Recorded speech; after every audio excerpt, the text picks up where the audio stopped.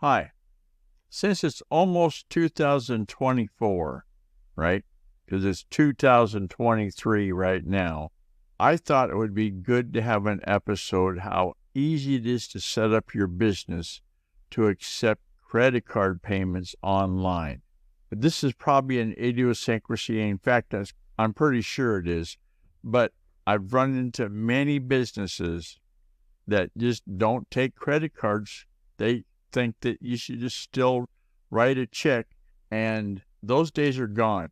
I mean, like I said, it's 2023. So if you go to the meeting and the board sits down and says, what should we do next? Let's set up online payments.